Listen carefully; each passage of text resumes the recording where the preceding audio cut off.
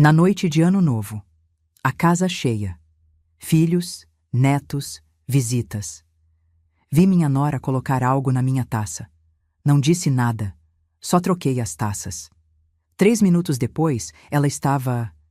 Eram 23h47 quando minha vida inteira fez sentido.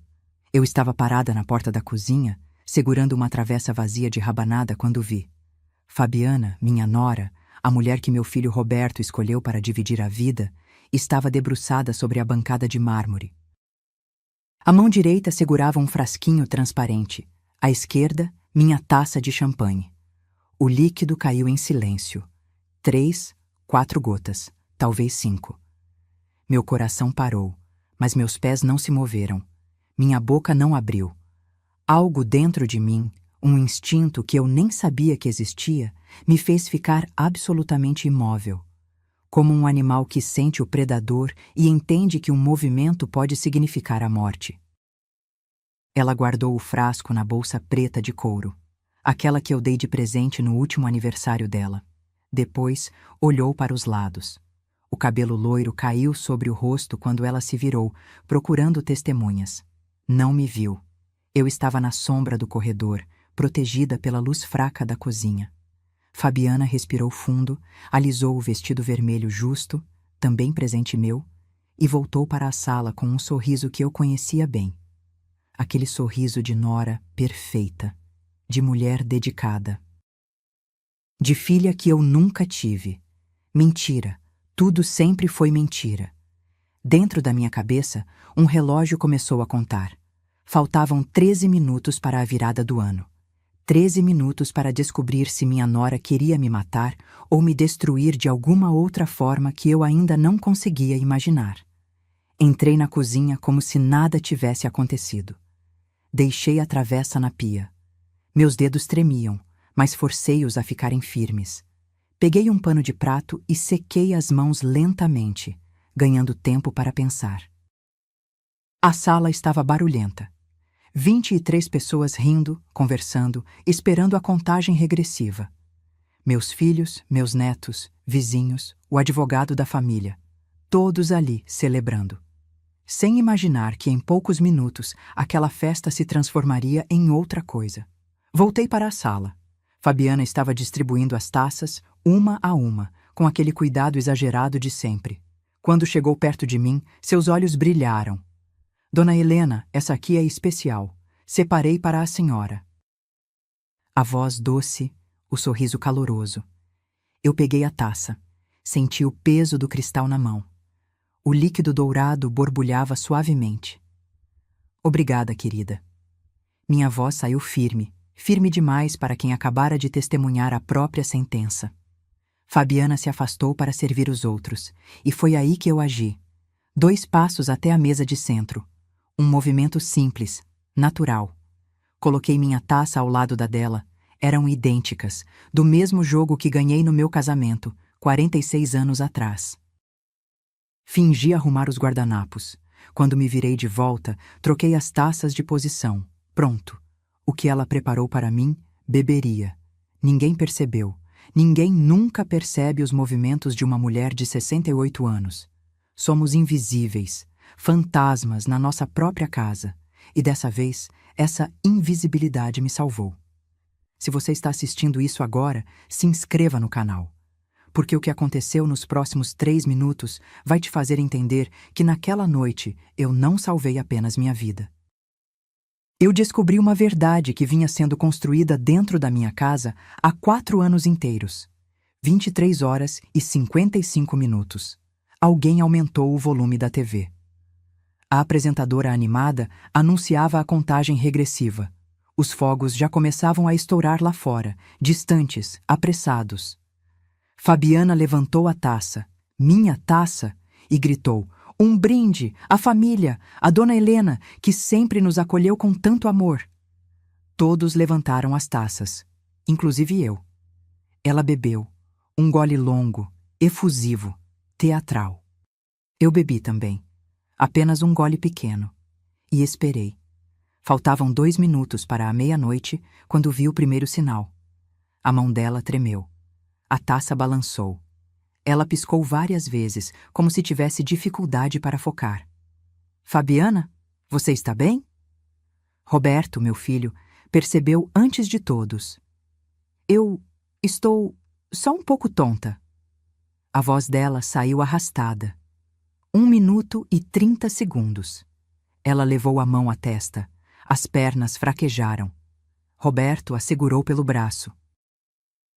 Amor, fala comigo. E então, quando faltavam exatos 60 segundos para o ano novo, Fabiana caiu. Não foi uma queda suave. Foi um colapso. O corpo inteiro desabou na minha sala, na frente de 23 testemunhas, no meio das taças de cristal, dos salgadinhos, das risadas que morreram de uma vez. Alguém gritou. Eu não. Eu apenas fiquei ali, de pé, segurando minha taça, a taça dela, e observando. Porque naquele momento, eu ainda não sabia o que tinha dentro daquele líquido. Não sabia se era veneno, se era remédio, se era algo para me matar ou apenas me deixar confusa o suficiente para o que quer que ela estivesse planejando. Mas eu sabia uma coisa. Nos próximos minutos, todos naquela sala descobririam quem realmente era a mulher deitada no chão. E o pior ainda não tinha nem começado. Mas antes de contar o que aconteceu quando Fabiana caiu no chão da minha sala, você precisa entender quem eu sou. Ou melhor, quem eu era antes daquela noite transformar tudo. Meu nome é Helena Vasconcelos Ferreira. Tenho 68 anos, sou viúva há 6 anos e durante 42 anos fui professora de literatura no Colégio Pedro II, aqui no Rio de Janeiro. Dei aula sobre Machado de Assis, Clarice Lispector, Guimarães Rosa. Ensinei gerações inteiras a entender que por trás das palavras existem camadas de significado que a maioria das pessoas não enxerga. Irônico, não é? Passei a vida interpretando textos, buscando entrelinhas, desvendando intenções ocultas dos personagens.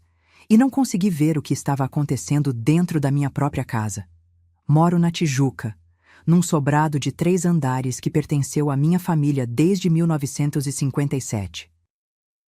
Minha avó, Leonor, comprou essa casa quando chegou de Portugal, fugindo da ditadura salazarista, com 2 malas de roupa e um bracelete de ouro branco com turmalinas azuis, a única joia que ela se recusou a vender durante todos os anos difíceis que passou aqui. Essa casa é minha história. Cada cômodo guarda uma memória. A sala onde meu pai ensinou meu irmão a jogar xadrez. A cozinha onde minha mãe fazia arroz doce aos domingos, perfumando a casa inteira com canela. O quarto onde eu dei à luz meu primeiro filho, Roberto, numa noite de chuva torrencial em 1981, porque a ambulância não chegava a tempo. Segundo a última avaliação, que eu nem pedi, mas que apareceu misteriosamente na minha mesa 3 meses atrás, essa casa vale R$ 2.800.000. Um absurdo de dinheiro. Dinheiro que eu nunca me importei de ter, porque para mim essa casa nunca foi patrimônio. Era lar. Além da casa, tenho uma poupança de R$ 480.000, acumulados ao longo de 42 anos de trabalho. Minha pensão de viúva e aposentadoria somam R$ 8.200 por mês. Não sou rica, mas também nunca passei necessidade. Tenho 3 filhos. Roberto, o mais velho, 43 anos. Advogado tributarista, sempre foi o mais sério, o mais responsável. O filho em quem eu confiava de olhos fechados. Aquele que eu achava que cuidaria de mim na velhice, que protegeria a família, que honraria o nome Ferreira. Casou com Fabiana há 4 anos, num casamento que eu mesma paguei. R$ 35.000 para uma festa que durou 6 horas. Achei caro, mas ele era meu primogênito. Como eu ia negar? Marcela, minha filha do meio, 40 anos. Jornalista. Mora em Lisboa há 8 anos, trabalha num jornal português, casou com um designer gráfico chamado Tiago. Nos falamos todo domingo por videochamada. Ela sempre me pergunta se está tudo bem, se preciso de alguma coisa. Até aquela semana, eu sempre dizia que sim, estava tudo ótimo. E Daniel, meu caçula, 37 anos. Solteiro, arquiteto, trabalha num escritório em Botafogo. Mora comigo desde sempre. Nunca saiu de casa. Tem o quarto no terceiro andar, aquele com vista para a Floresta da Tijuca. Silencioso, observador. Às vezes acho que ele entende coisas que ninguém mais percebe. Fui casada com Maurício por 36 anos. Ele morreu de infarto em 2019, dormindo ao meu lado, sem aviso, sem despedida. Acordei às 6 da manhã e ele estava frio. Simples assim. A vida te tira as pessoas sem pedir licença. Depois que ele morreu, a casa ficou grande demais, silenciosa demais.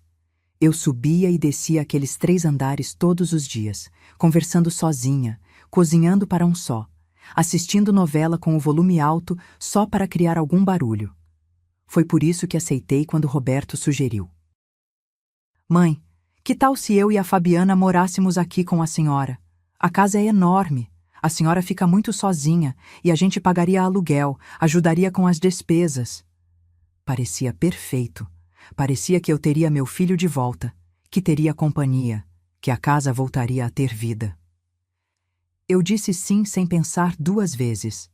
Maior erro da minha vida. Nos primeiros 6 meses, Fabiana foi tudo o que eu podia desejar numa nora. Arrumava a casa, fazia compras, cozinhava receitas novas. Organizou meus remédios numa caixinha separada por dias da semana. Sugeriu que pintássemos a sala de um tom mais claro, mais moderno. Convenceu Roberto a reformar o banheiro do 2º andar. Eu achava que tinha ganhado uma filha. Até que pequenas coisas começaram a mudar. Ela passou a responder meu telefone. Dona Helena está descansando, depois eu falo que você ligou. Mas depois nunca chegava. As mensagens sumiam. Ela assumiu as compras do mês.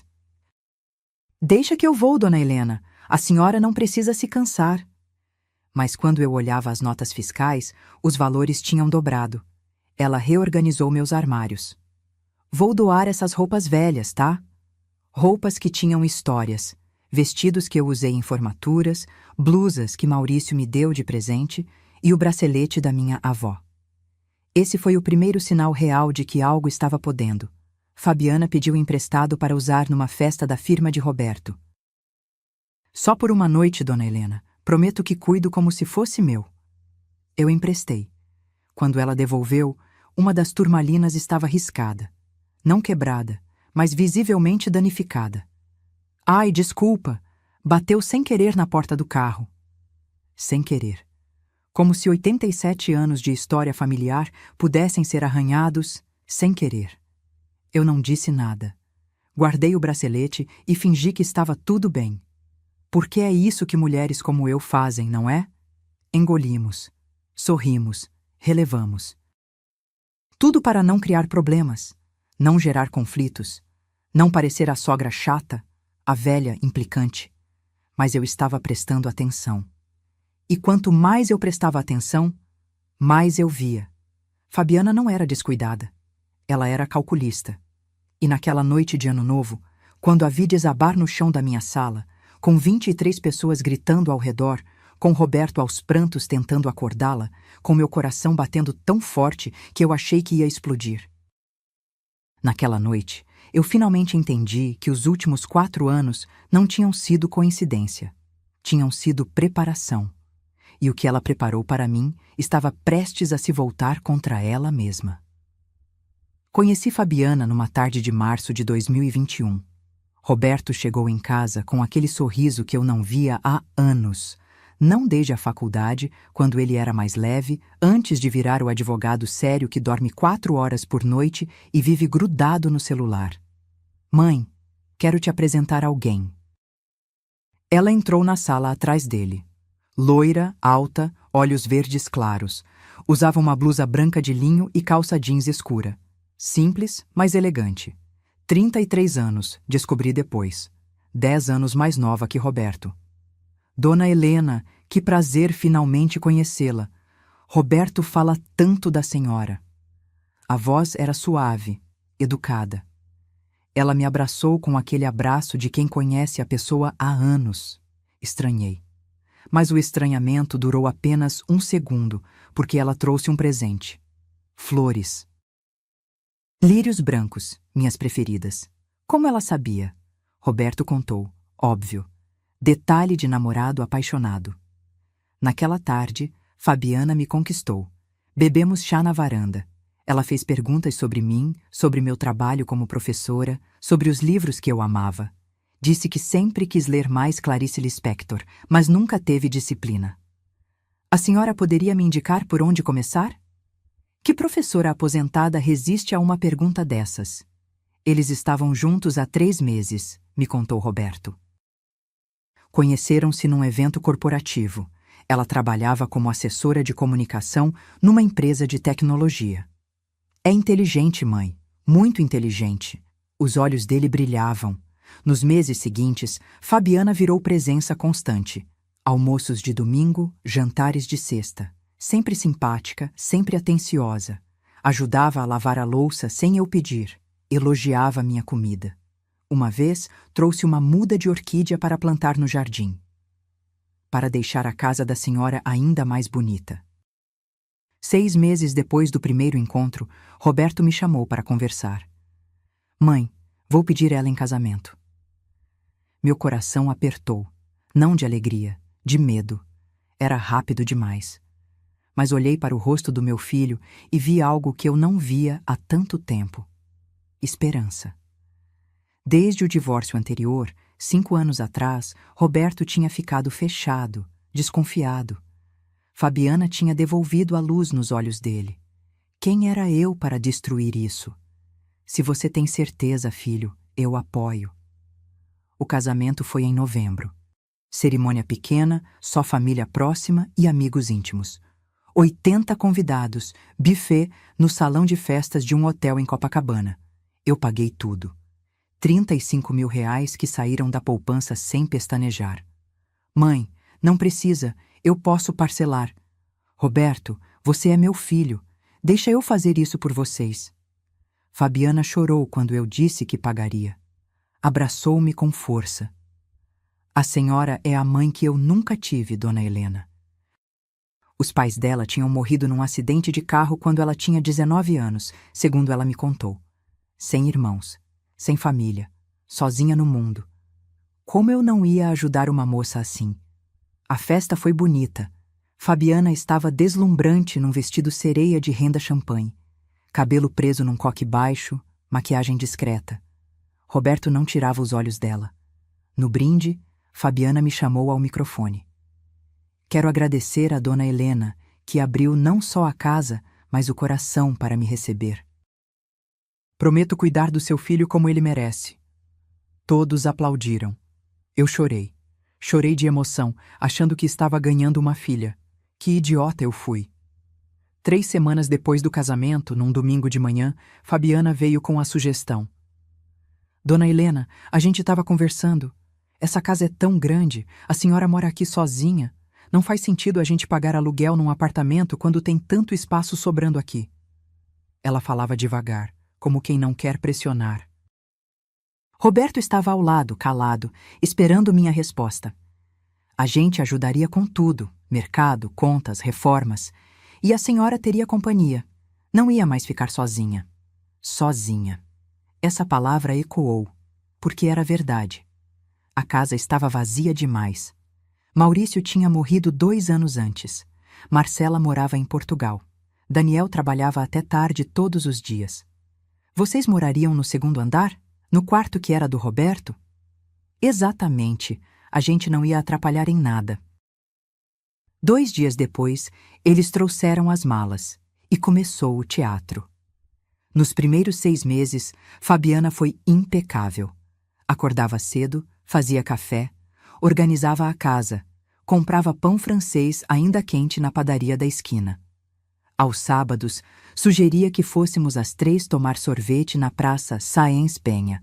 Ela me incluía em tudo, ou pelo menos era isso que parecia, porque aos poucos, detalhes começaram a me incomodar, a forma como ela mexia nas minhas gavetas. Só tô organizando, dona Helena. Mas por que minha gaveta precisava de organização? A forma como ela atendia meu telefone quando eu estava no banheiro. Alô? Ah, ela tá ocupada, depois eu falo para ela te ligar.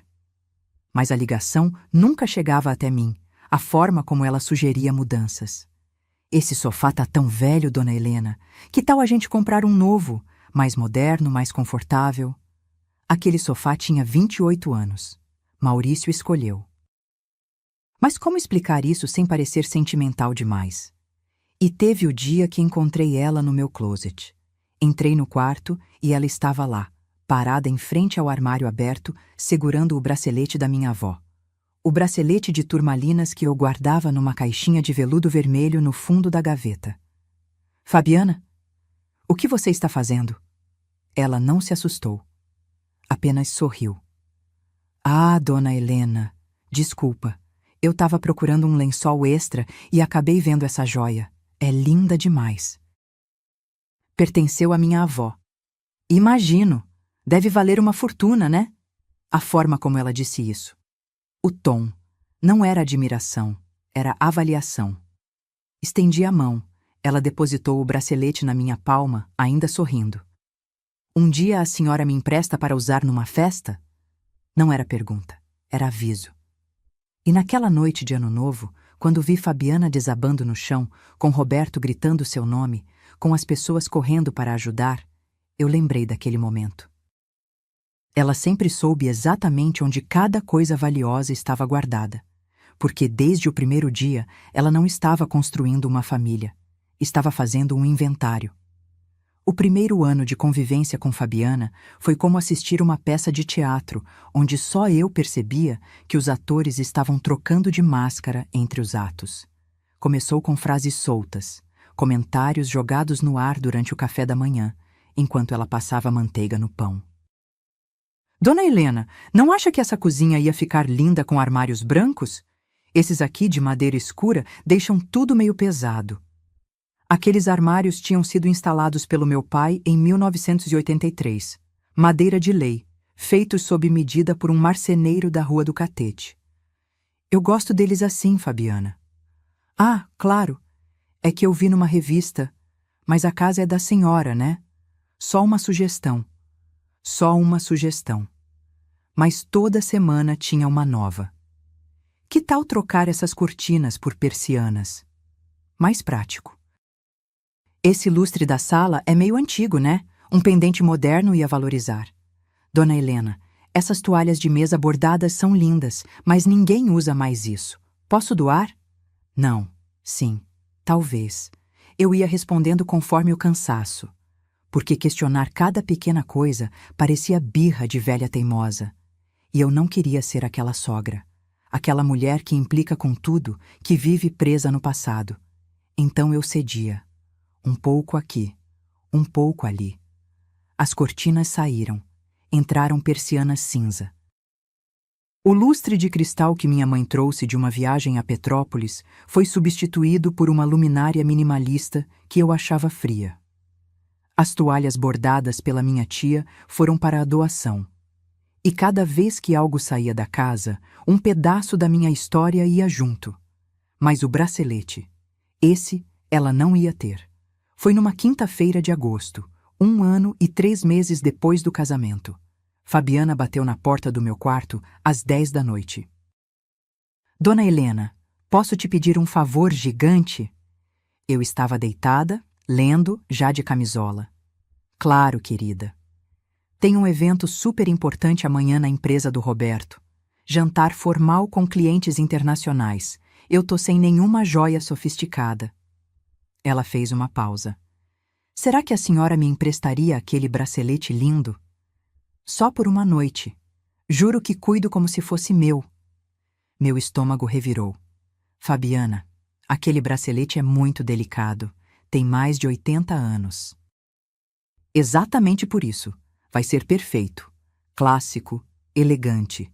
Por favor, dona Helena, é só uma noite. Como dizer não sem parecer mesquinha? Sem parecer a sogra que não confia, que não empresta, que guarda tudo só para si? Está bem, mas cuida, por favor. Os olhos dela brilharam. No dia seguinte, ela saiu com o bracelete no pulso. Ouro branco cintilando, turmalinas azuis capturando a luz. Eu a vi sair e senti um aperto no peito que não conseguia explicar. Quando ela voltou, era quase meia-noite. Entrou no meu quarto sem bater.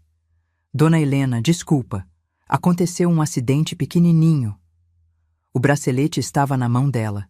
Eu vi na hora. Uma das turmalinas centrais, a maior, tinha um risco profundo atravessando a pedra. Como isso aconteceu? Bateu na porta do carro sem querer quando eu estava saindo. Mas não quebrou, né? Só arranhou um pouquinho. Dá para polir.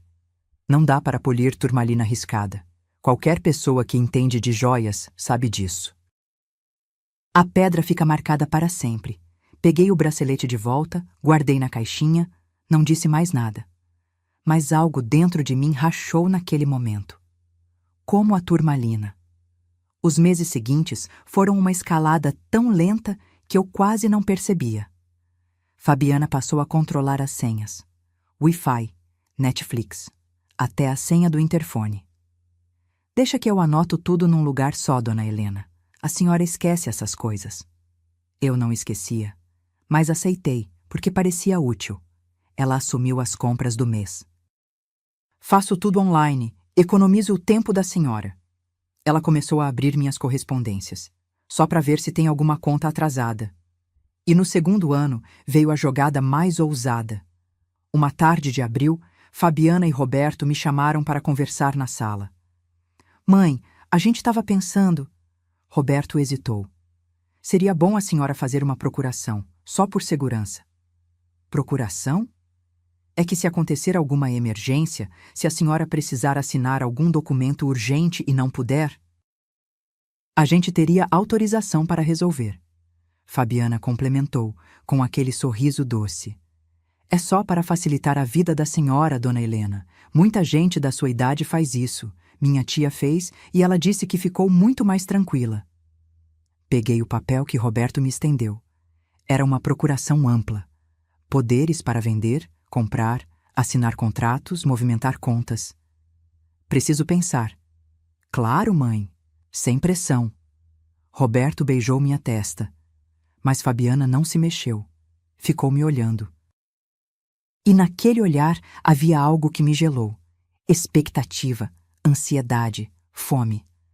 Naquela noite, mostrei o documento para Daniel. Meu filho caçula leu em silêncio. Quando terminou, levantou os olhos para mim. Mãe, não assina isso. Por quê? Porque procuração ampla dá poder total. Eles poderiam vender essa casa sem a senhora nem saber. Seu irmão não faria isso. O Roberto não, mas ela... Daniel não terminou a frase. Não precisava. No dia seguinte, disse a Roberto que não assinaria. A reação de Fabiana foi sutil, mas eu vi. A forma como ela apertou os lábios, como desviou o olhar, como saiu da sala sem se despedir. A partir daquele dia, a nora carinhosa começou a sumir. Fabiana parou de fazer café da manhã para mim. Achei que a senhora preferia fazer do seu jeito. Parou de me incluir nos programas. É um filme meio jovem demais para a senhora, dona Helena. Começou a trancar a porta do quarto quando estava lá dentro com Roberto. Conversas em voz baixa que paravam quando eu passava pelo corredor. E Roberto, meu filho, sempre que eu tentava comentar algo, sempre que eu insinuava que alguma coisa não estava certa, ele defendia. Mãe, a Fabiana só quer ajudar. Mãe, a senhora está exagerando. Mãe, acho que a senhora está ficando um pouco paranoica. Paranoica. Essa palavra doeu mais do que qualquer tapa na cara. Porque era assim que começa, não é? Primeiro te fazem duvidar do que você vê. Depois, do que você sente. E no final, de quem você é. Mas naquela noite de Ano Novo, com Fabiana caída no chão e meu filho aos prantos, eu soube uma coisa. Eu não estava paranoica. Eu estava certa o tempo todo. E o que eu ainda ia descobrir nas próximas horas ia provar que meu instinto nunca falhou. Apenas faltava coragem para acreditar nele. Foi num sábado de manhã de junho que meu mundo virou de cabeça para baixo. Fabiana e Roberto tinham saído para resolver coisas do cartório, alguma papelada de imposto que eu nem prestei muita atenção quando explicaram. Saíram às 9. Disseram que voltariam para o almoço. Eu estava regando as plantas da varanda quando ouvi o telefone tocar no escritório. O fixo, aquele aparelho antigo que quase ninguém mais usa. Desci correndo, ainda com o regador na mão, deixando um rastro de gotas pelo corredor. Cheguei tarde. A secretária eletrônica gravou. Oi, é da imobiliária Souza Castro.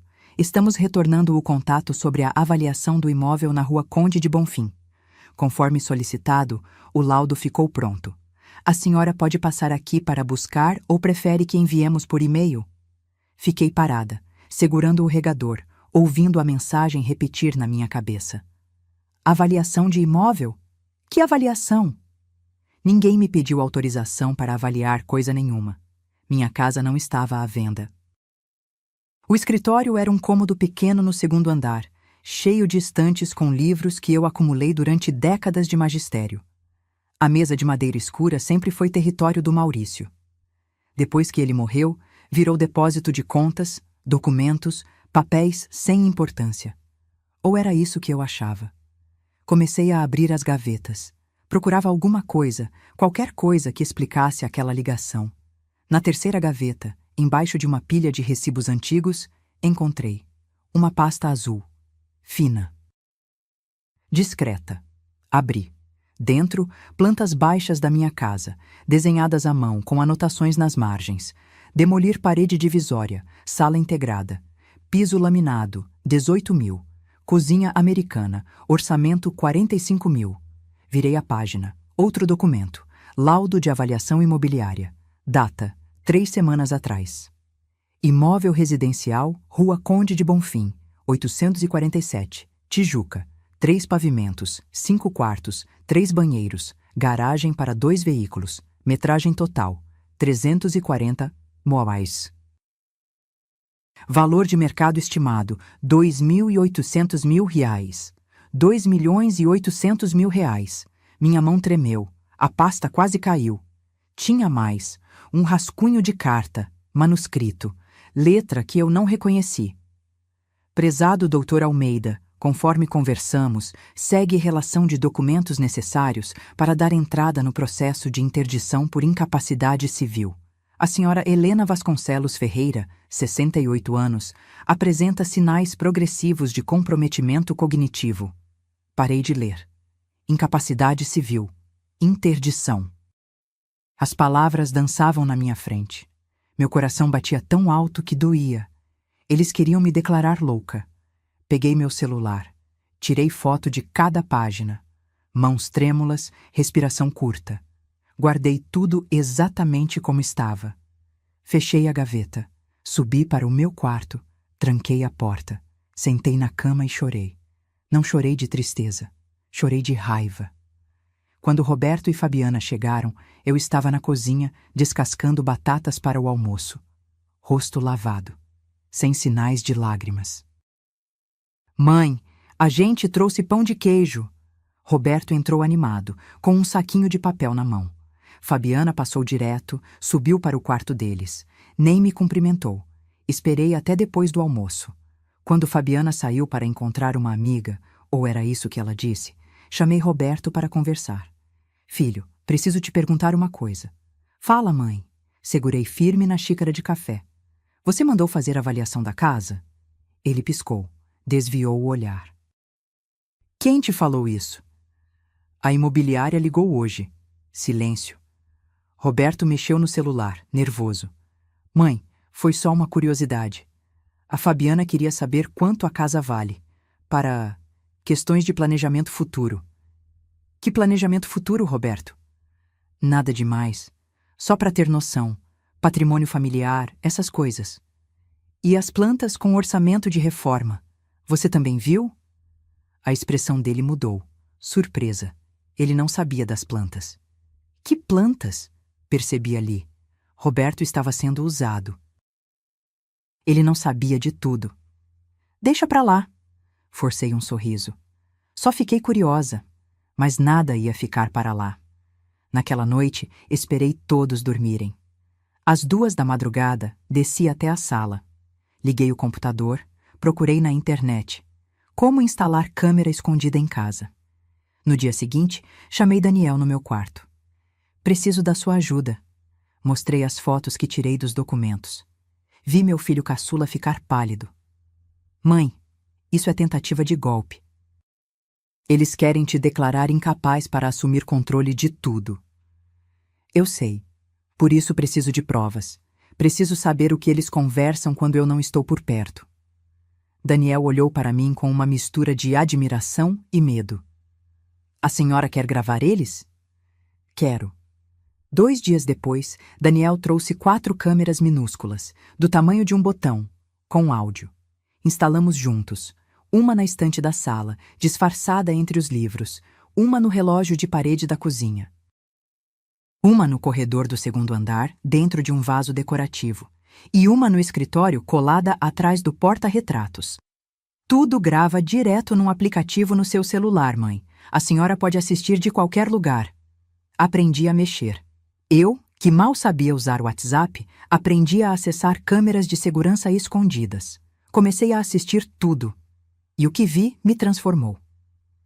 3 dias depois da instalação, Fabiana teve uma ligação no escritório. Eu estava no mercado, mas as câmeras gravaram tudo. Ela fechou a porta, sentou na cadeira que foi do Maurício, ligou para alguém. Oi, sou eu? Tá, ela tá cada vez mais esquecida. Ontem mesmo perguntou 3 vezes que dia era.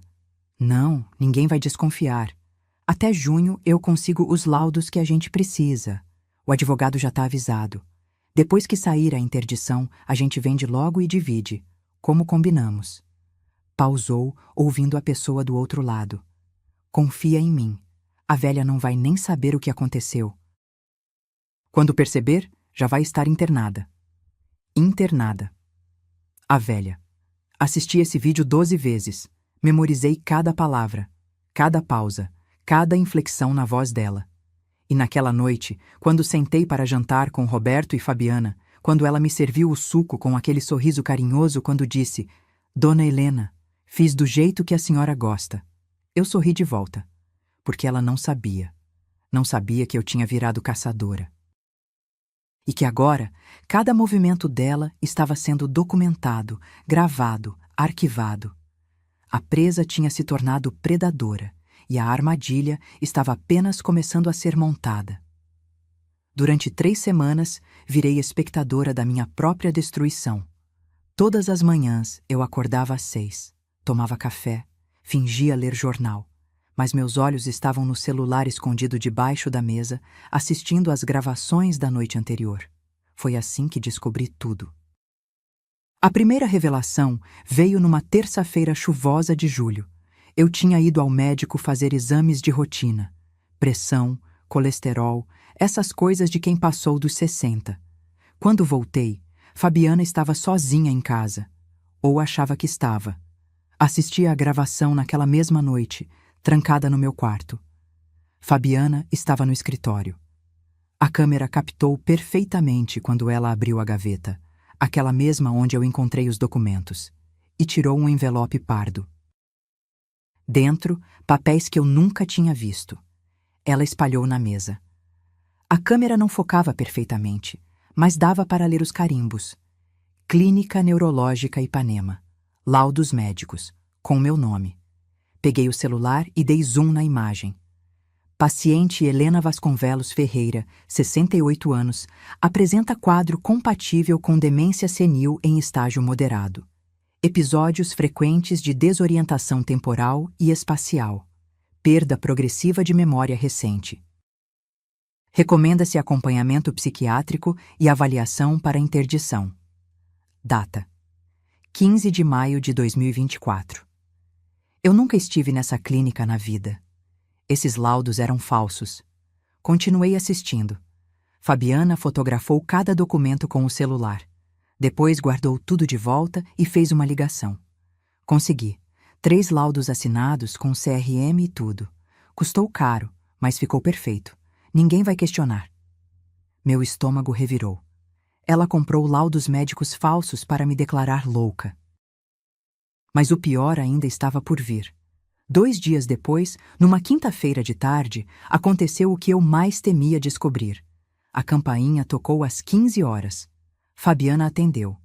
Eu estava no terceiro andar, mas desci silenciosamente até o meio da escada para ouvir. Era um homem. Voz grave, tom profissional.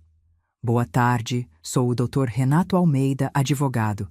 Temos horário marcado. Advogado? Que advogado? Ninguém me avisou de reunião nenhuma.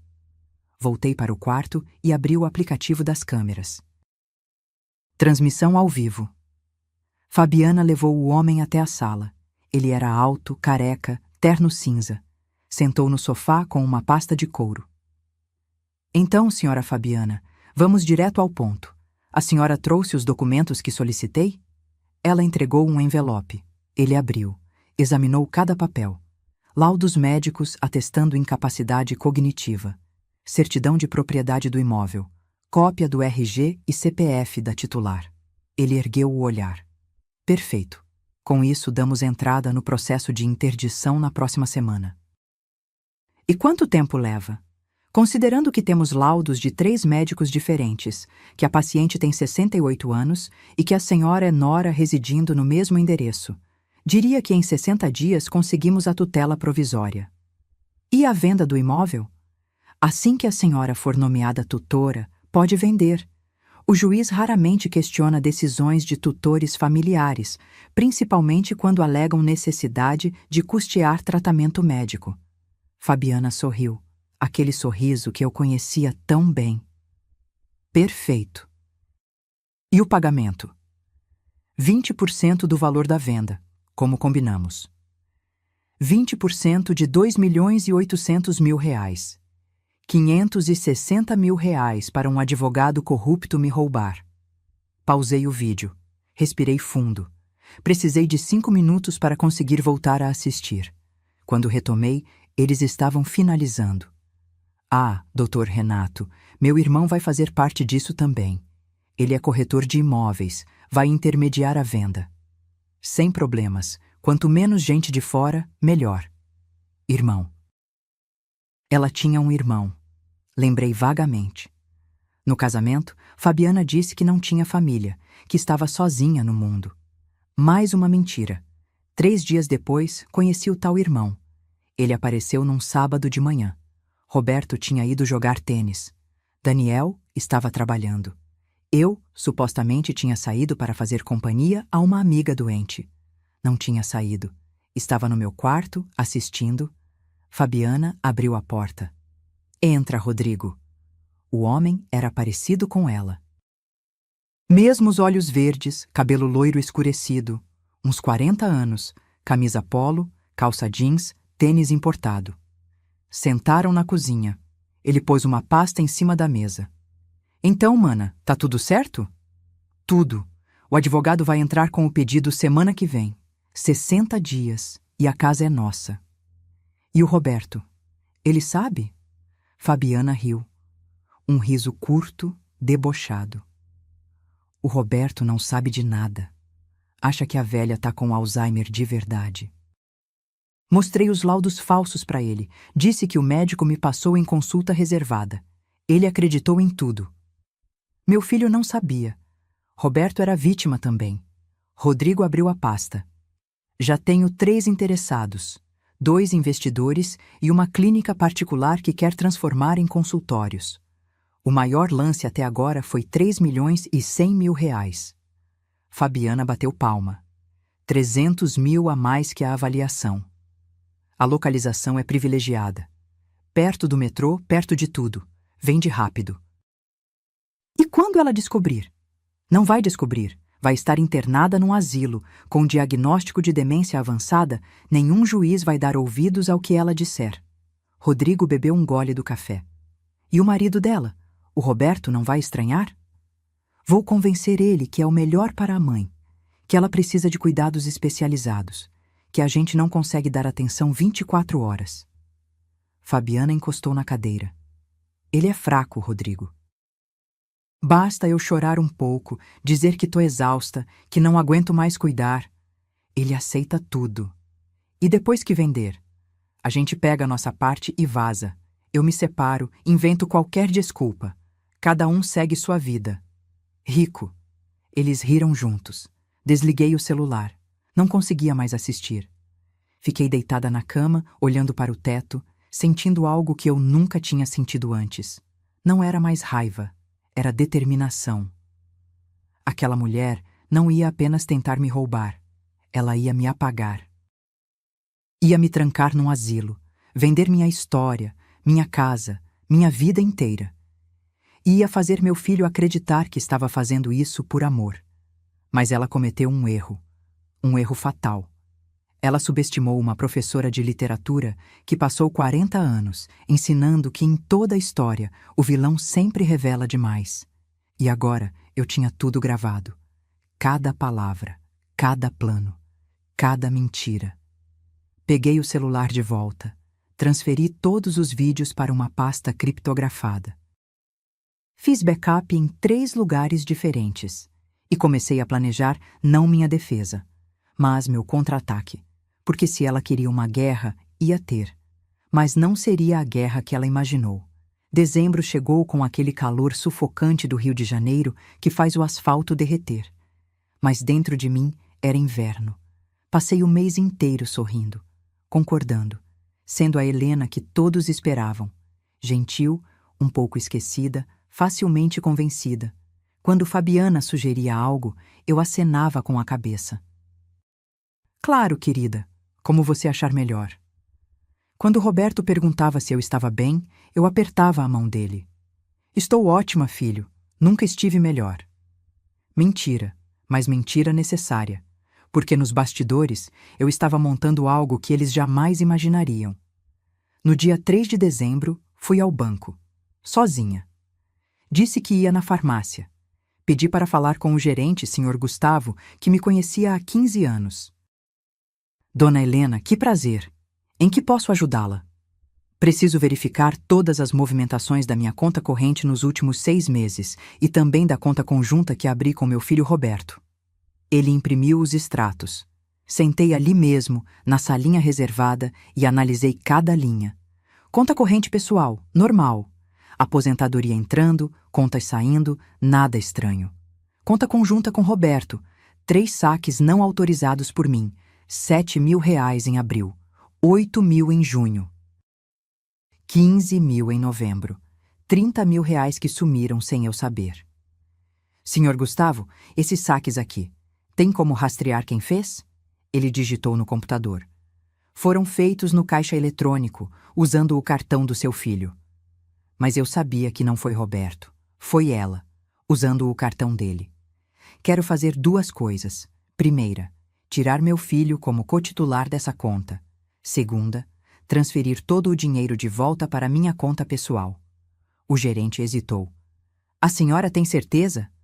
Absoluta. Assinei os papéis. Em 20 minutos, o saldo da conta conjunta estava zerado. R$ 142.000 de volta para onde nunca deviam ter saído. Saí do banco e fui direto ao cartório. Lá, pedi para alterar meu testamento. O antigo deixava tudo dividido igualmente entre os 3 filhos. O novo dizia: deixo todos os meus bens para meus filhos, Marcela Vasconcelos Ferreira e Daniel Vasconcelos Ferreira. Ao meu filho Roberto Vasconcelos Ferreira, deixo apenas sua parte legítima, desde que não esteja mais casado com Fabiana Cristina Mendes no momento do meu falecimento. O tabelião me olhou por cima dos óculos. Esse tipo de cláusula é incomum. Mas é legal? Sim, desde que respeitada a legítima. Então está decidido. Assinei. 3 testemunhas assinaram. Documento registrado. Se eu morresse amanhã, Fabiana não levaria 1 centavo. No dia 10 de dezembro, Fabiana veio com a ideia que eu estava esperando. Dona Helena, o que a senhora acha de fazer uma festa de Ano Novo aqui em casa? Nada muito grande, só família e amigos próximos. Mostrar como a senhora está bem cuidada. Mostrar como eu estava bem cuidada. Essa frase tinha camadas. Ela queria testemunhas para comprovar que cuidava de mim, que eu estava confusa, dependente, precisando de tutela. Acho uma ideia maravilhosa, Fabiana. Faz tanto tempo que não recebo ninguém. Os olhos dela brilharam. Então tá combinado. Eu organizo tudo. Só uma coisa. Posso convidar algumas pessoas também? Claro. Quem a senhora quer chamar? Minha filha Marcela. Faz tempo que não vejo ela. Fabiana titubeou. Marcela, morando em Portugal, era um problema. Ela era esperta demais. Ah, mas Lisboa é tão longe. A passagem deve estar caríssima nessa época. Eu pago. Tô com saudade da minha filha. Não havia como recusar sem parecer estranha. Tá bom, dona Helena. Liguei para Marcela naquela mesma noite. Filha, preciso que você venha passar o ano novo aqui. Mãe, tá tudo bem? Não, mas vai ficar. Respirei fundo. Confie em mim, compra a passagem. Eu te conto tudo quando chegar. Marcela chegaria no dia 28. Perfeito. Também convidei o Dr. Durval, advogado que cuida dos assuntos da família desde que Maurício morreu. Homem sério, criterioso, incorruptível. Dona Helena, festa de Ano Novo? É importante que o senhor esteja lá, doutor. Muito importante. A voz dele ficou cautelosa. Aconteceu alguma coisa? Vai acontecer. E tem a doutora Carmen, minha vizinha do número 851, médica cardiologista aposentada, mulher atenta, observadora. Carmen, vem passar a virada aqui em casa? Opa, que honra! Leva uma sobremesa? Só traz seu olhar clínico. Talvez precise dele. Ela riu sem entender. Entenderia em breve. Daniel foi meu parceiro em tudo. No dia 20, instalamos câmeras extras. Uma dentro do arranjo de flores da sala. Outra disfarçada no espelho do corredor. Dessa vez, não era só para gravar conversas secretas. Era para registrar a festa inteira. Mãe, o que exatamente você está planejando? Justiça, filho. Apenas justiça. Nos últimos dias de dezembro, Fabiana ficou estranha, agitada, ansiosa. Vivia grudada no celular, conversas sussurradas com alguém. No dia 28, quando Marcela chegou, a tensão ficou palpável. Minha filha me abraçou forte no aeroporto. Mãe, você emagreceu. Eu tô bem. Vamos conversar em casa.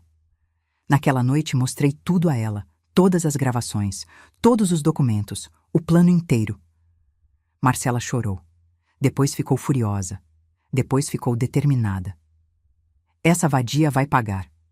Vai, mas do jeito certo, no dia certo, na hora certa. 31 de dezembro, amanheceu claro. Céu azul, sem nuvens. Fabiana acordou cedo. Começou a decorar a casa, balões dourados e prateados, toalha branca na mesa, taças de cristal, as mesmas do meu casamento. Eu a observava de longe, fingindo ler revista na varanda. Ela cantarolava enquanto arrumava, feliz, confiante. Não sabia que cada movimento estava sendo gravado. Às 14 horas, ela entrou na cozinha, fechou a porta.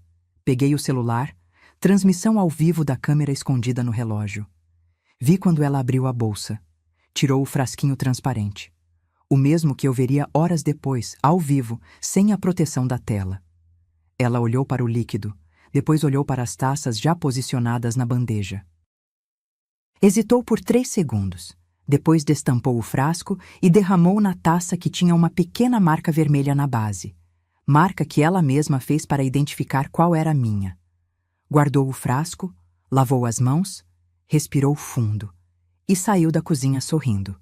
Desliguei o celular. Faltavam 9 horas para a meia-noite. 9 horas para ela beber o próprio veneno.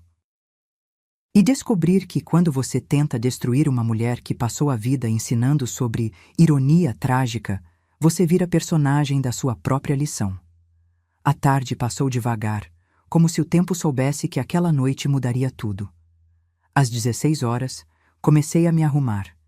Escolhi uma blusa de seda cor de vinho, presente que Maurício me deu no nosso último aniversário juntos, e calça preta. Nada chamativo. Nada que parecesse celebração. Apenas elegância discreta.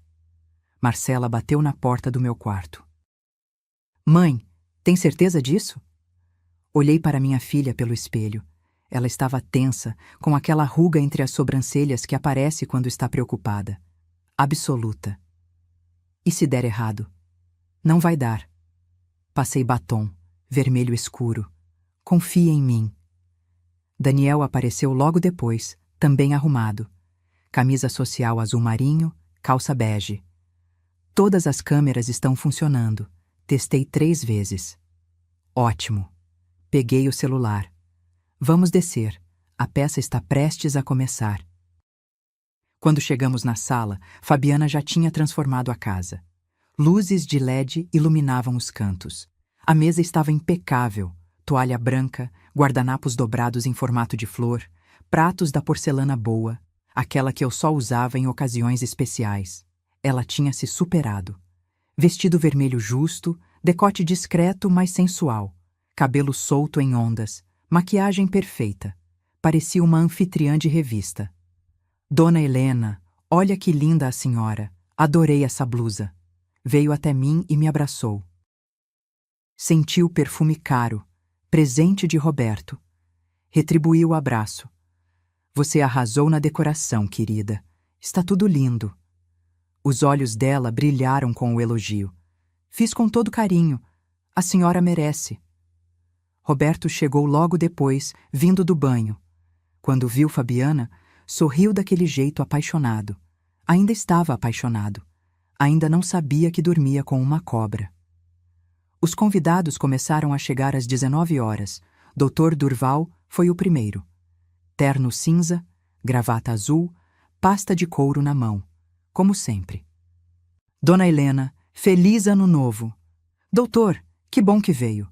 Aproveita e conhece minha filha Marcela, que veio de Portugal. Eles se cumprimentaram. Dr. Durval me lançou um olhar questionador. Eu fiz um sinal quase imperceptível com a cabeça. Depois conversamos. Doutora Carmen chegou às 19h30, trazendo uma travessa de farofa especial. Helena, quanto tempo? Beijou meu rosto. Sua nora me ligou convidando. Que gentileza! Fabiana é muito atenciosa. Segurei a mão da médica. Fica de olho em tudo hoje, tá? Ela franziu a testa, mas não perguntou. Carmen sempre foi esperta. Os outros foram chegando. Vizinhos, amigos do Roberto, uma prima distante. Ao todo, 23 pessoas circulando pela casa, conversando, rindo, comendo os salgadinhos que Fabiana encomendou. Ela estava radiante, circulando entre os convidados, contando histórias sobre como cuidava de mim com tanto carinho. A dona Helena às vezes esquece de tomar os remédios, mas eu sempre lembro ela. É meu papel como nora, né? Cuidar. Ouvi aquilo de longe. Senti vontade de rir, ou de gritar. Escolhi ficar calada. Às 21 horas, Fabiana reuniu todos para um brinde antecipado. Gente, antes que fique muito tarde, quero fazer um agradecimento especial. Ela pegou o microfone portátil que alguém trouxe. Agradecer a dona Helena que abriu as portas dessa casa linda para mim e para o Roberto, que me acolheu como filha. A voz embargou de emoção teatral.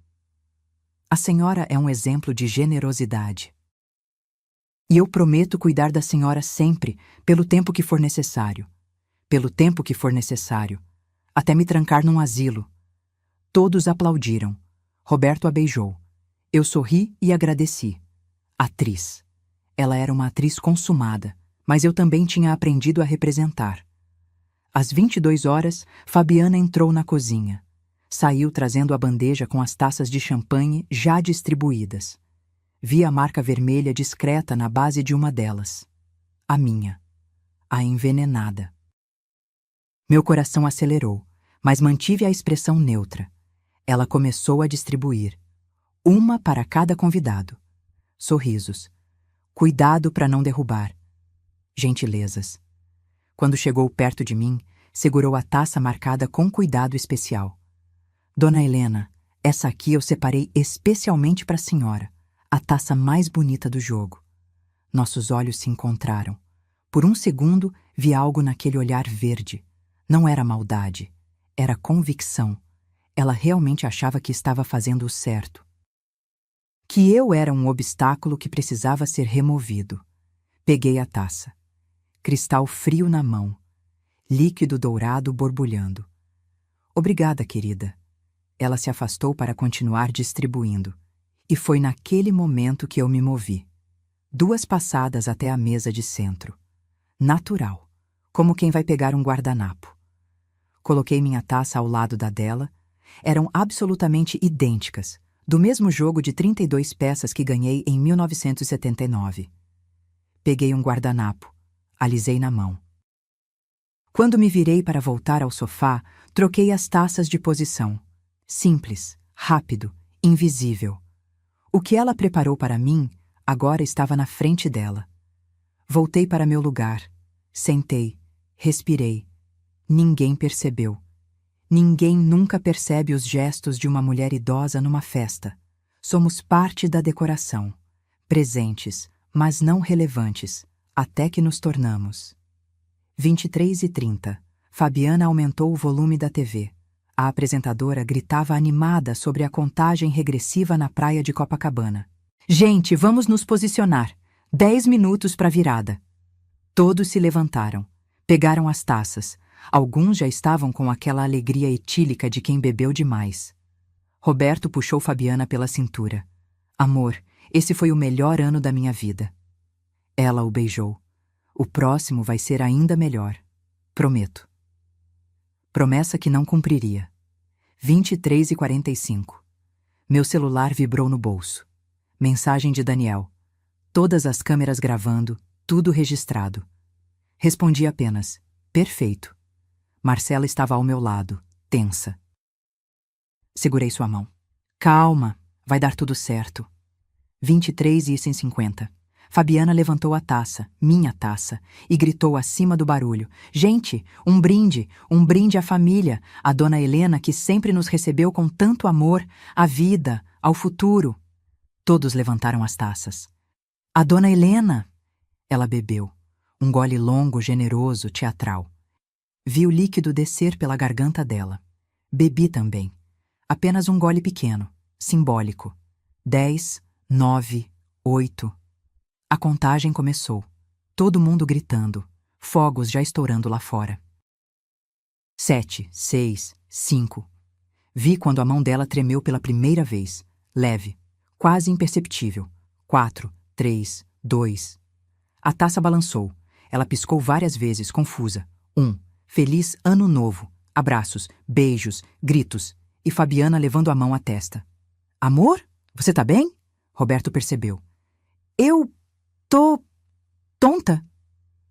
A voz saiu arrastada. Pastosa. Todos pararam de comemorar. Fabiana? Ela tentou dar outro passo. As pernas não obedeceram. E então caiu. Não foi queda. Foi desabamento. O corpo inteiro no chão da minha sala, no meio das taças, dos guardanapos, da festa que ela mesma organizou. Alguém gritou. Eu não. Apenas fiquei ali, em pé, segurando a taça dela, observando.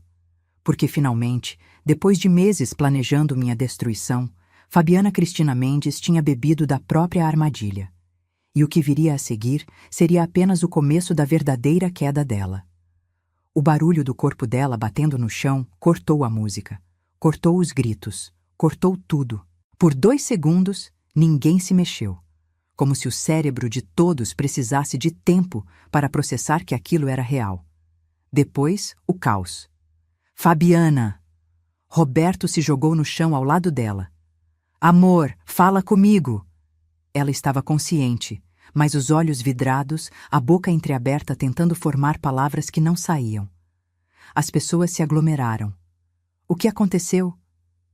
Ela bateu a cabeça? Alguém chama uma ambulância. Doutora Carmen se abaixou ao lado de Roberto. Sai da frente, deixa eu ver. Afastaram-se. A médica colocou os dedos no pulso de Fabiana, verificando a pulsação. Depois examinou as pupilas com a lanterna do celular. Taquicardia, pupilas dilatadas, sudorese excessiva. Carmen olhou para cima. Ela ingeriu algum medicamento hoje? Não, ela não toma nada. Roberto estava desesperado. O que está acontecendo com ela? Fabiana tentou falar. A língua não obedecia direito. Não, era pra...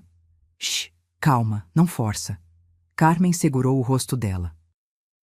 Que sintomas você está sentindo? Tonta, coração, Acelerado, não consigo mexer as pernas direito. Carmen cheirou perto da boca de Fabiana. Depois, olhou para a taça caída no chão, o líquido derramado no tapete. Isso é intoxicação medicamentosa. A voz da médica ficou séria. O que você bebeu? Fabiana começou a chorar, lágrimas escorrendo pelo rosto perfeitamente maquiado.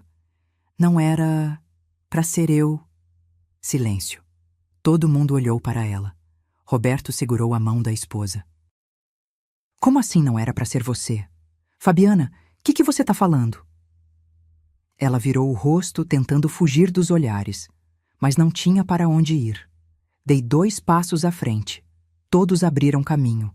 Fiquei de pé, olhando para baixo, para aquela mulher deitada no meu chão. Era para ser eu, Roberto. Minha voz saiu calma, fria. A bebida era para mim. O quê? Meu filho olhou da mulher para mim, sem entender.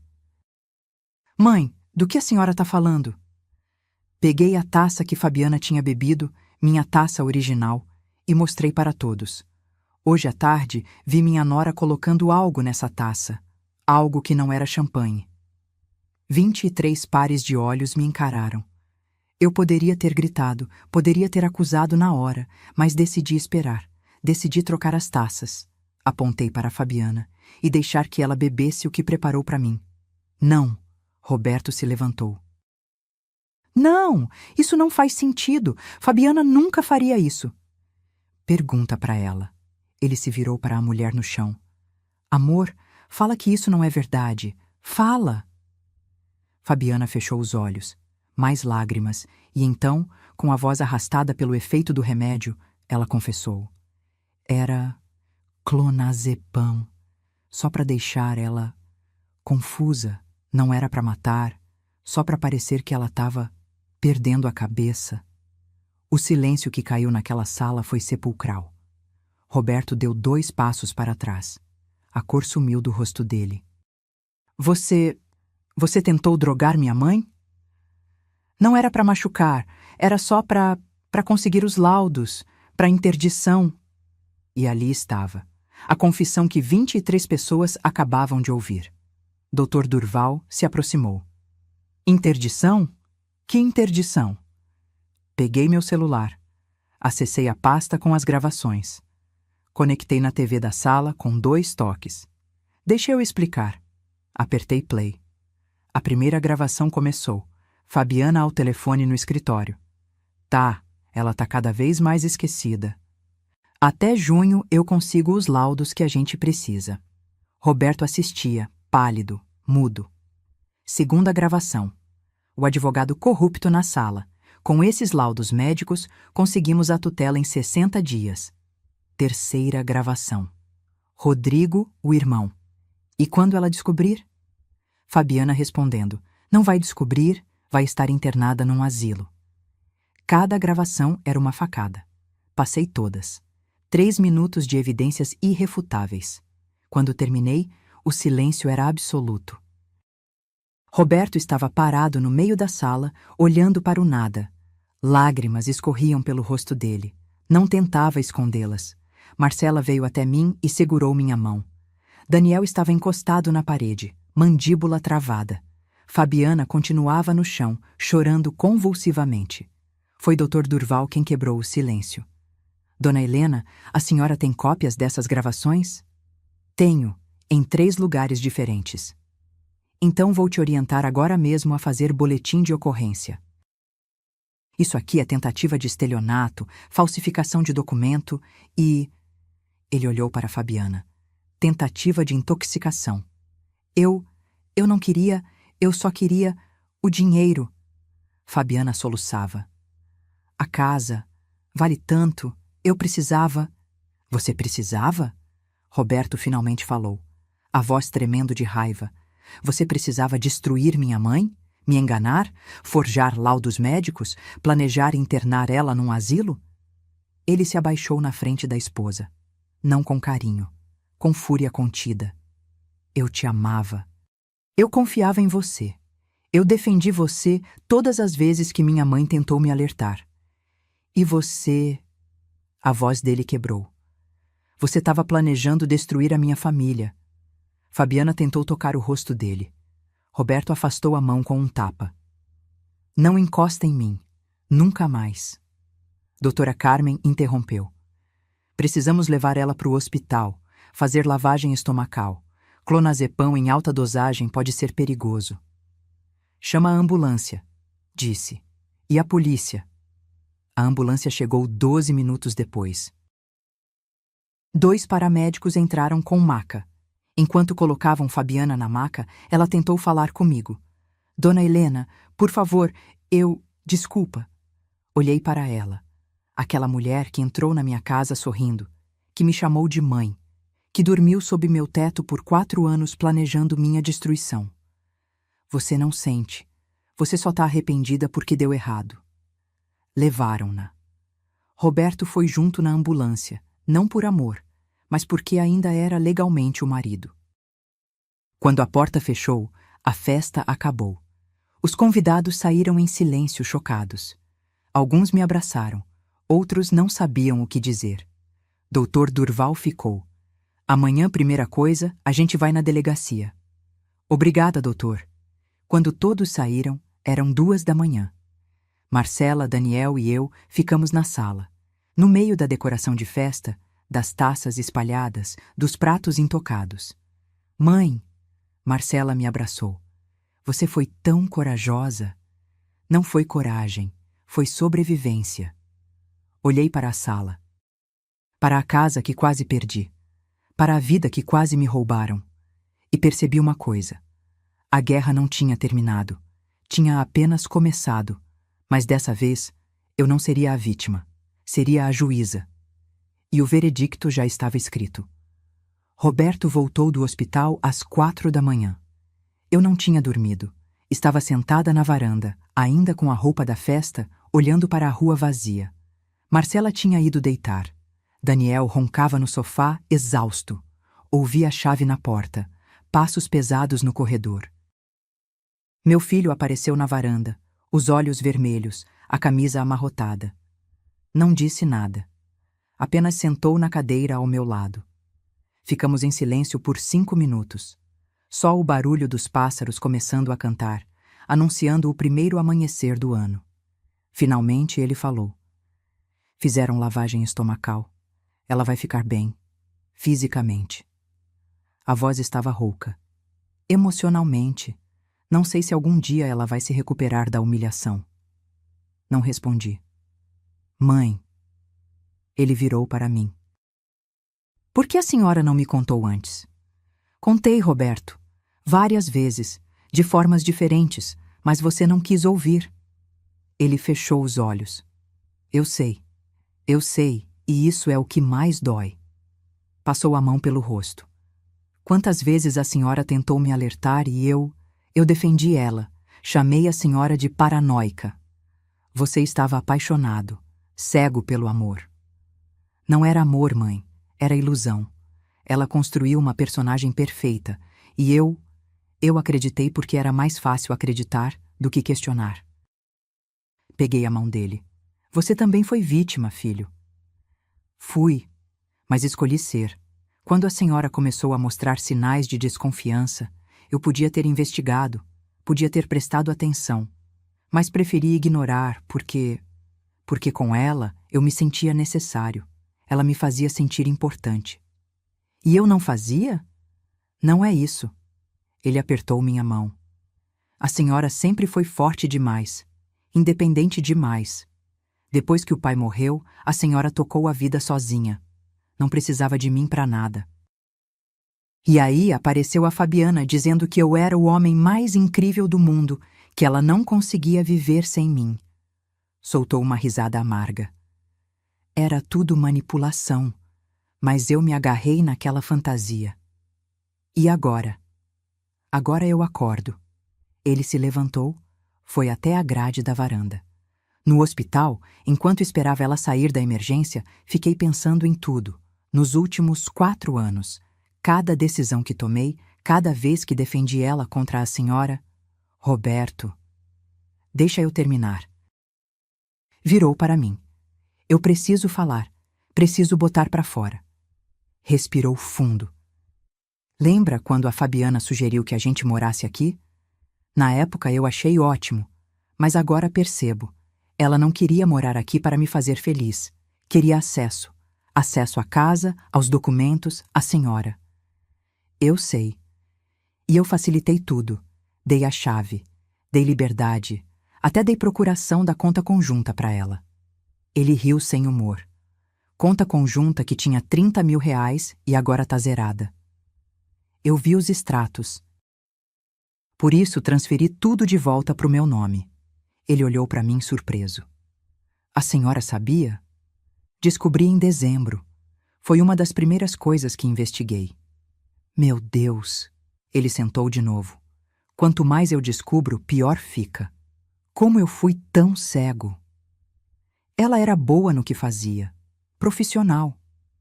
Profissional em destruir famílias. Ele me olhou nos olhos. Mãe, preciso saber. Aqueles laudos médicos falsos, ela mostrou para mim há 2 meses. Disse que um neurologista tinha diagnosticado a senhora com demência inicial. Eu acreditei. Meu coração apertou. E o que você pensou quando viu? Fiquei devastado. Pensei que ia perder a senhora aos poucos, do jeito que perdemos o pai. De repente. Lágrimas voltaram aos olhos dele. A Fabiana me consolou. Disse que a gente ia cuidar da senhora juntos. Que talvez fosse melhor procurar um lugar especializado, com enfermeiras 24 horas. Um asilo. Sim. Mas ela fazia parecer que era pelo bem da senhora, que seria crueldade deixar a senhora aqui sem supervisão adequada. E você concordou? Eu estava considerando. Ele cobriu o rosto com as mãos. Meu Deus, mãe, eu quase assinei os papéis para internar a senhora num asilo baseado em laudos falsos. Deixei o silêncio pesar. Depois falei devagar. Mas não assinou. Porque, no fundo, uma parte sua ainda questionava. Não questionava. Eu só estava procrastinando porque não queria encarar a realidade. Ele se levantou agitado. A verdade, mãe, a verdade é que eu falhei. Falhei como filho, como homem, como tudo. Roberto, você foi manipulado. Não! A voz dele ecoou na varanda. Não me isenta. Eu sou adulto. Eu sou advogado. Eu deveria ter investigado. Deveria ter pedido segunda opinião médica. Deveria ter confiado na senhora, em vez de confiar numa mulher que conhecia há 4 anos. Ele estava tremendo. Eu escolhi acreditar na mentira bonita, em vez da verdade incômoda. E essa escolha quase destruiu a senhora. Levantei. Fui até ele. Segurei seu rosto com as 2 mãos. Olha para mim. Ele obedeceu. Olhos cheios de dor e culpa. Você errou. Errou feio. Mas está aqui agora. Está vendo a verdade. E vai fazer o certo a partir de agora. Como a senhora consegue me perdoar? Porque você é meu filho. E porque eu também já fui enganada por ela. A diferença é que eu tive tempo para descobrir. Você não. Ele me abraçou. Forte. E chorou no meu ombro como não chorava desde menino. Ficamos assim por longos minutos. Quando se afastou, limpou o rosto. O que acontece agora? Agora? Boletim de ocorrência. Processo criminal. Divórcio. Já está decidido. Divórcio com separação total de bens. Ela não leva nada. E o apartamento de vocês? Alugado no nome dela. Que fique com ele. Não quero mais nada que tenha o cheiro dela. Respirei fundo. Tem mais coisa que você precisa saber. Pior do que já sei? Peguei o celular. Mostrei a gravação que eu ainda não tinha exibido na festa. A do irmão dela, Rodrigo, falando sobre vender a casa por 3.100.000 reais. Roberto assistiu em silêncio. No final, ele apenas disse. Ela tinha comprador. Já tinha comprador para a casa da senhora. Tinha 3 interessados, segundo ele. E eu não sabia de nada disso. Eu sei. Por isso te mostro agora. Para você entender que ela te usou tanto quanto tentou me destruir. Ele devolveu o celular. Vou processar ela. Por tudo. Vou garantir que ela pague por cada mentira, cada documento falso, cada segundo de sofrimento que causou. E vai conseguir. Temos provas suficientes. O sol começou a nascer. Primeiro dia do ano. Recomeço. Roberto olhou para o céu ficando claro. Sabe o que é engraçado, mãe? Ela queria tanto essa casa, tanto dinheiro. E no final vai sair sem nada. Sem marido, sem família, sem reputação. Só com processo criminal nas costas. Justiça poética. Ele me olhou. A senhora é incrível, sabia? Apenas uma professora aposentada que aprendeu a ler nas entrelinhas. Sorrimos. Primeiro sorriso genuíno em meses. Vem. Peguei a mão dele. Vamos tomar café. Começar esse ano do jeito certo. Entramos juntos na casa. A guerra tinha sido vencida, mas as consequências estavam apenas começando. Fabiana teve alta no dia 2 de janeiro, às 11 horas da manhã. Roberto me ligou do hospital. Mãe, ela quer vir pegar as coisas dela. Que venha, mas quero advogado presente. Dr. Durval chegou ao meio-dia. Terno preto, pasta de couro, expressão séria. Sentou comigo na sala e esperamos. Fabiana apareceu às 13 horas. Não veio sozinha. Trouxe o irmão, Rodrigo, aquele mesmo das gravações, o corretor que já tinha compradores para minha casa. Quando entraram, senti Marcela ficar tensa ao meu lado. Daniel cruzou os braços, bloqueando a passagem da escada. Fabiana estava diferente. Sem maquiagem, cabelo preso num rabo de cavalo descuidado, roupa simples, o rosto inchado de tanto chorar. Parecia ter envelhecido 10 anos em 2 dias. Vim só buscar minhas coisas. A voz saiu baixa, sem aquela confiança de antes. Pode subir, Daniel vai acompanhar. Minha voz estava calma, fria. Ela me olhou. Tentou dizer algo. Desistiu. Enquanto ela subia, Rodrigo ficou na sala, olhando ao redor, reconhecendo o território que quase conquistou. Dr. Durval se levantou. Rodrigo Mendes? O homem virou. Sim? Sou o advogado da família Ferreira. Quero que saiba que seu nome consta em todas as gravações como coautor do plano de estelionato. Será indiciado junto com sua irmã. A cor sumiu do rosto dele. Eu não fiz nada ilegal. Planejamento de fraude imobiliária, participação em esquema de interdição fraudulenta, conspiração para venda de propriedade sem autorização. Dr. Durval abriu a pasta. Tenho aqui a gravação onde você fala sobre os 3 compradores interessados. Reconhece sua voz? Rodrigo não respondeu. Sugiro que procure um advogado. Vai precisar. 30 minutos depois, Fabiana desceu carregando 2 malas. Roberto vinha atrás com mais 2 bolsas. Meu filho evitava olhar para ela. A mágoa era visível em cada movimento dele. Fabiana parou na frente de mim, as malas aos pés, os olhos vermelhos. Dona Helena, eu sei que a senhora nunca vai me perdoar. Mas eu preciso dizer, A voz quebrou. Peguei um envelope da mesa. Grosso, pesado. Antes de você dizer qualquer coisa, leia isso. Ela abriu. Dentro, cópia de todas as gravações em pendrive.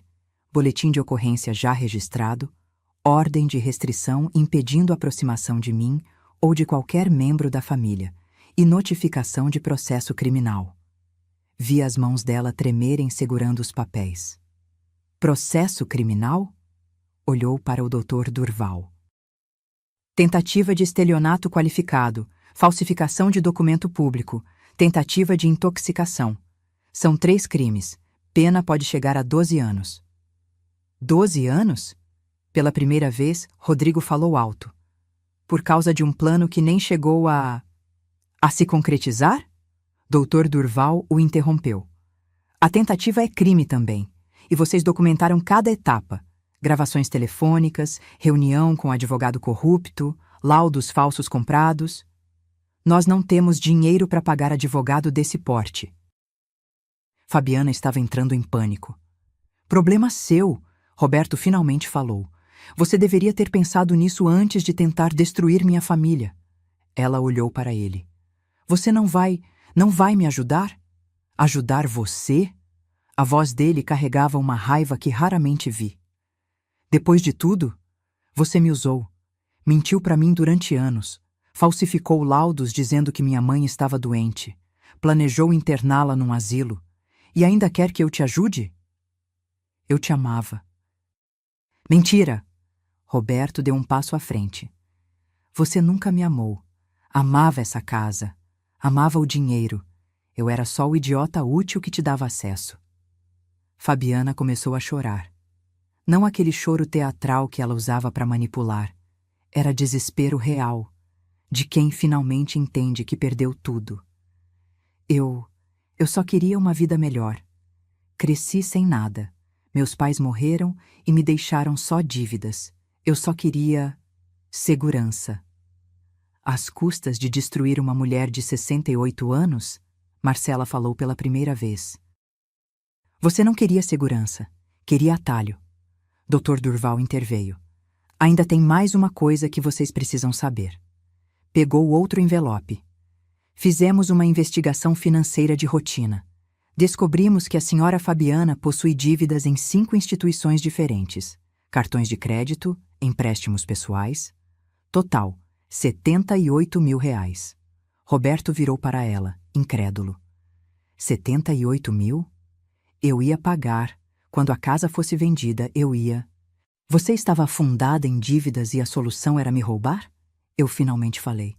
Não era só ganância, era desespero. E você arrastou meu filho junto. Dona Helena, por favor. Ela deu um passo na minha direção. Daniel bloqueou. Nem pense em chegar perto da minha mãe. Rodrigo puxou a irmã pelo braço. Vamos embora, isso aqui já acabou. Mas antes de saírem, Dr. Durval entregou mais um papel. Citação judicial. Processo de divórcio litigioso com pedido de separação total de bens. Primeira audiência em 30 dias. Roberto complementou. E eu vou pedir indenização por danos morais. Cada segundo que você me fez acreditar que minha mãe estava doente, cada lágrima falsa, cada mentira, vou cobrar tudo. Fabiana saiu sem mais palavras. Rodrigo a empurrava pela porta, as malas batendo no batente. Quando o portão fechou, soltei o ar que estava prendendo. Acabou. Marcela me abraçou. Não. Dr. Durval fechou a pasta. Agora começa o processo legal. Vai ser longo. Vai ser desgastante. Mas com as provas que temos, a condenação é certa. Quanto tempo? Roberto perguntou. Criminalmente? Entre 8 meses a 1 ano até julgamento. Civilmente, o divórcio sai em 3 meses no máximo. Nos dias seguintes, descobrimos mais. O advogado corrupto que Fabiana contratou, Dr. Renato Almeida, também foi indiciado. Perdeu a licença da OAB. Os 3 médicos que assinaram os laudos falsos foram investigados. 2 perderam o CRM. O terceiro alegou que a assinatura foi falsificada. Fabiana tentou vender a história para a imprensa. Idosa armou cilada para nora inocente. Nenhum jornal comprou. As gravações eram claras demais. Em fevereiro, a primeira audiência. Fabiana apareceu com advogado dativo, pago pelo Estado, magra, com olheiras profundas. O juiz ouviu as gravações, leu os laudos, examinou cada prova, decretou prisão preventiva. A ré demonstrou premeditação, frieza e organização criminosa. Há risco de fuga e destruição de provas. Aguardará julgamento presa. Vi quando levaram Fabiana algemada da sala. Ela olhou para Roberto uma última vez. Meu filho desviou o olhar. Em março, Rodrigo fez delação premiada. Confessou tudo em troca de pena reduzida. Entregou nomes de outros clientes que estavam em esquemas parecidos. Em abril, o divórcio saiu. Separação total de bens. Fabiana não ficou com nada. R$ 0, 0 móveis, 0 direitos. Roberto voltou a morar comigo. Temporariamente, disse. Mas eu sabia que era mais que isso. Era reconstrução. Uma noite, encontrei ele chorando no quarto que foi dele a vida toda. Eu devia ter acreditado na senhora. Agora acredita. E isso é o que importa. Como a senhora consegue não me odiar? Porque ódio só destrói quem sente, e eu já tive destruição demais. Segurei a mão dele. Agora a gente reconstrói, juntos. E foi o que fizemos. Tijolo por tijolo, verdade por verdade, até a casa voltar a ser lar.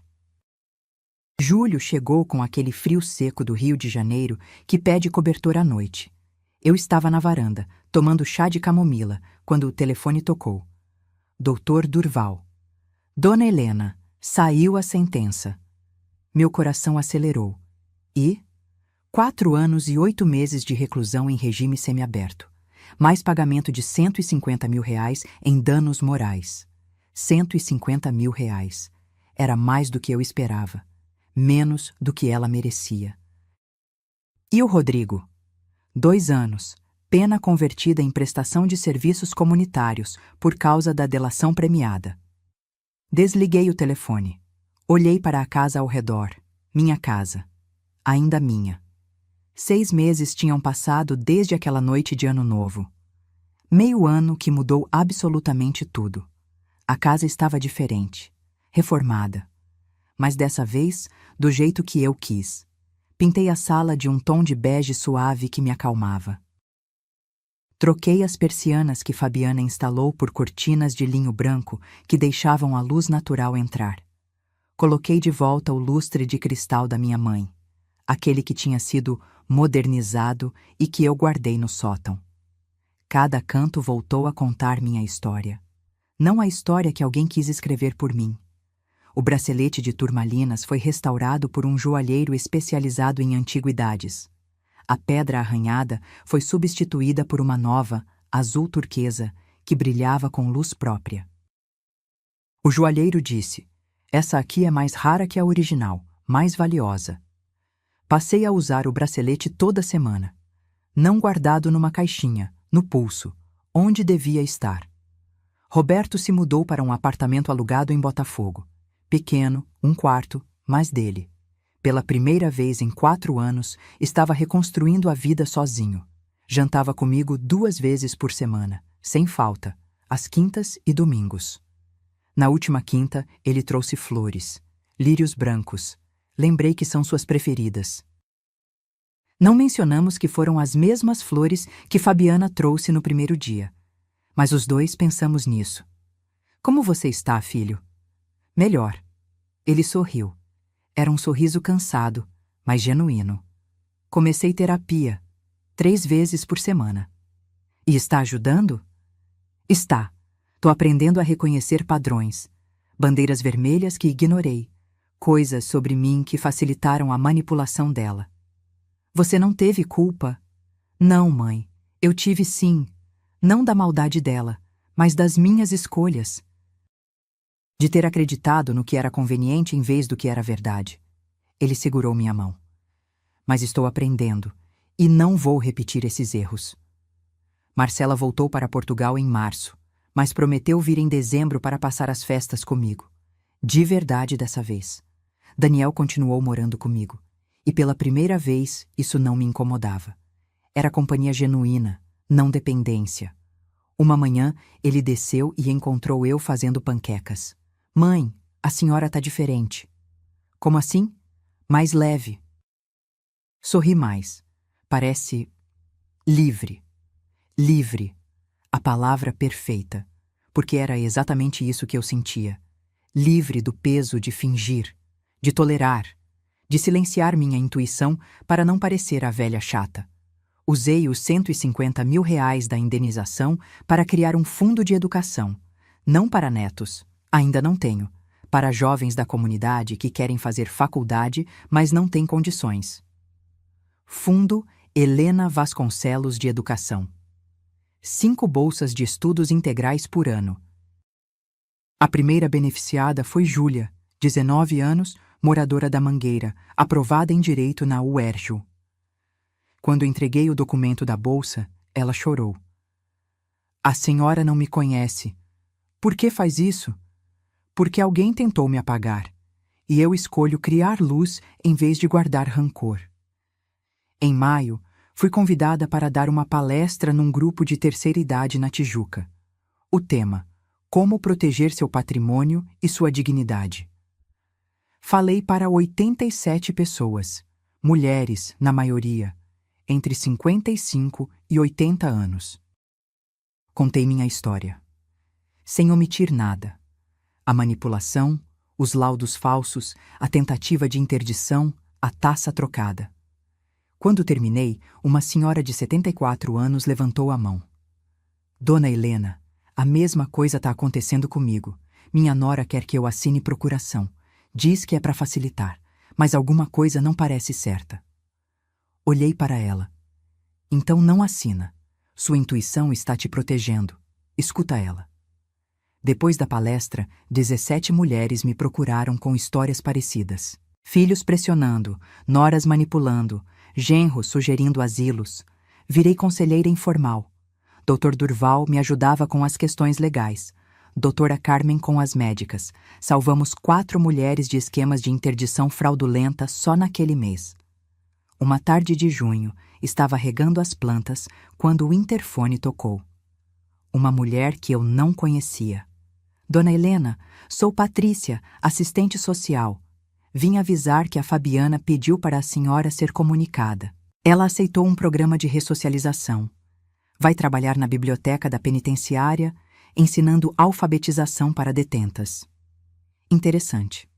A mulher que tentou me declarar louca estava ensinando outras a lerem. Como ela está? Mudada, quieta. Faz terapia obrigatória. Disse que tem vergonha do que fez. Vergonha não apaga crime, mas é começo. Ela pediu para te dar um recado. Qual? Que ela entende se a senhora nunca perdoar. Mas que está tentando ser alguém melhor do que a pessoa que a senhora conheceu. Não respondi. Apenas agradeci e fechei o portão. Perdão é escolha pessoal, e eu ainda não escolhi perdoar. Talvez um dia, talvez nunca. E está tudo bem. Hoje, aos 68 anos, quase 69, sou mais forte do que fui aos 40. Aprendi que amor sem limites é convite para abuso. Que generosidade sem discernimento é porta aberta para vampiros emocionais. Que silenciar a intuição por medo de parecer difícil é trair a si mesma. Aprendi que envelhecer não significa enfraquecer. Significa acumular sabedoria suficiente para não ser enganada 2 vezes. Ainda moro na mesma casa. Ainda tomo chá na varanda. Ainda leio Machado de Assis aos domingos. Mas não sou mais a Helena que abriu a porta para Fabiana naquele março de 2021. Sou a Helena que trocou as taças. A Helena que instalou câmeras. A Helena que reuniu provas. A Helena que enfrentou e venceu. Olho para o bracelete no meu pulso. A turmalina nova brilha diferente. Mais intensa, assim como eu, renascida, mais valiosa, mais forte. E se alguém tentar me destruir novamente, não precisarei trocar taças. Saberei dizer não desde o primeiro sinal, porque aprendi a lição mais importante.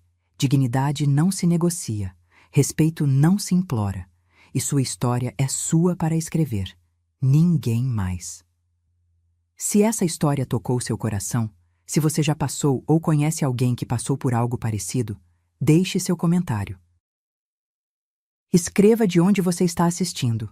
Conte sua história também, porque quando a gente compartilha, a gente cura. E quando a gente cura, a gente empodera outras pessoas a fazerem o mesmo. Curta esse vídeo, se inscreva no canal.